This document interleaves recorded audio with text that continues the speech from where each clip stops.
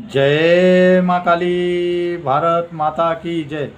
भारतवासियों, ये जो राहुल गांधी की नागरिकता के ऊपर बात चल रही थी, जिसके लिए गृह मंत्रालय अमित शाह ने भी हाथ उठा दिए थे कि कुछ नहीं है, हम कोई जवाब नहीं देंगे।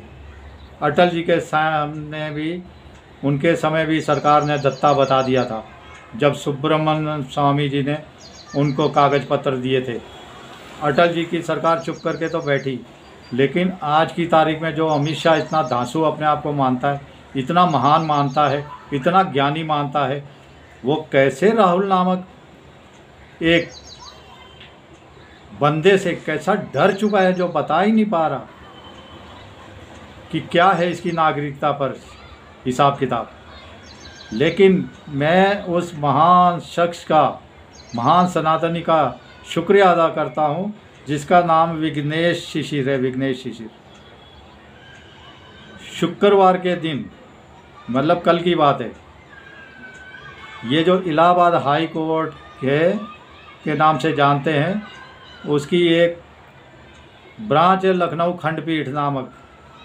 लखनऊ खंडपीठ में उसने रिव्यू पिटीशन दायर किया है। फिर से विघ्नेश शिशिर जी ने रिपीट पिटीशन रिव्यू करिए इस बात को, मेरे पास सबूत है। और कमाल कर दिया उन्होंने, बाबा कमाल कर दिया। सनातनियों, मज़ा आ गया मेरे को तो। अब आगे क्या होगा उसकी बात छोड़िए, लेकिन शिशिर जी की जो वीरता है उसका मैं कायल हो गया, बहुत ज़बरदस्त तरीके से। उन्होंने कई देशों से जमा करके उसके वीडियो और उसके दस्तावेज, साक्ष्य लखनऊ खंडपीठ में जमा करा दिए कि राहुल गांधी इस देश का नागरिक नहीं है, नहीं है, नहीं है।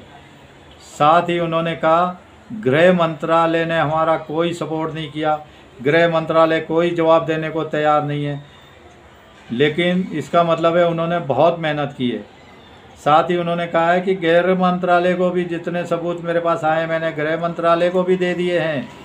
भारतवासियों, है ना कमाल की, अचरज अनोखी दास्तां, अजीब दास्तां है ये, कहाँ शुरू कहाँ ख़त्म, ये मंजिलें हैं कौन सी, राहुल समझ सके ना तुम, राहुल समझ सके ना उसकी माँ।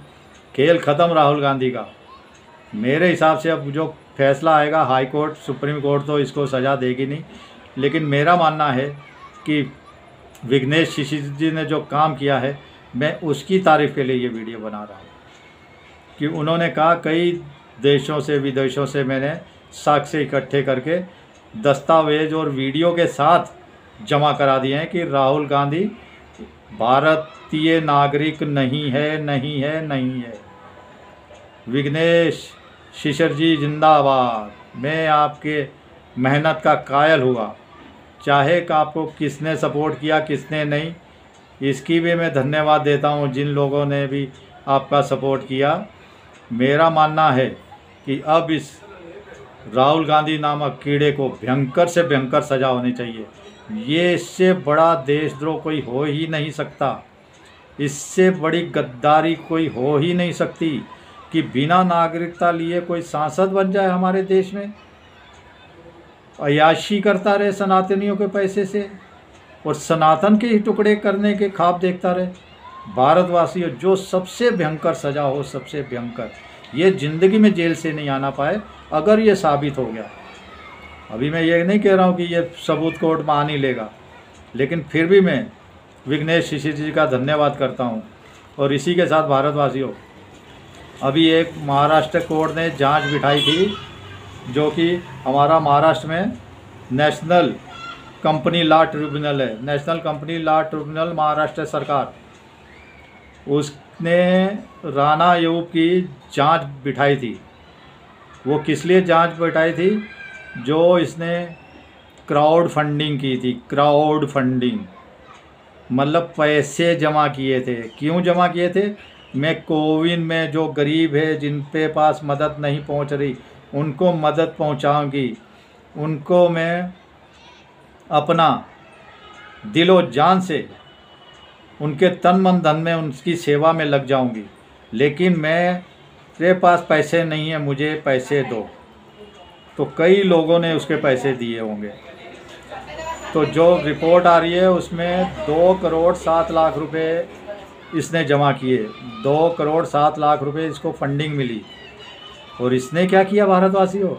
राना अयूब ये आधे से ज़्यादा पैसा खा गई, अयाशियों में उलटा दिए, जश्न मचा लिए, पता नहीं क्या क्या किया, कहाँ देशों में घूमी, कहाँ विदेशों में घूमी, कहाँ इसने रंगलेलियाँ मनाई, कहाँ कहाँ इसने जश्न मनाई। है ना हैरानी वाली बात, आधे से ज़्यादा पैसा खा गई। तो भारतवासियों मैं कहता हूँ, ऐसे लोगों से खबरदार रहो, ऐसे लोगों को पैसा देते हो।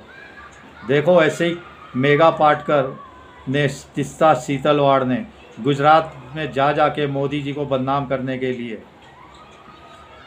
कितना हो हल्ला मचाया था। ये डैम इतना ऊंचा क्यों है, ये इतना चौड़ा क्यों है, ये छोटा सा बनना चाहिए, ये खिलौने भारत सरकार की औकात है इसको बंद करने की, रोकने की। मोदी जी की तो कोई औकात ही नहीं है इस डैम को बनाने की।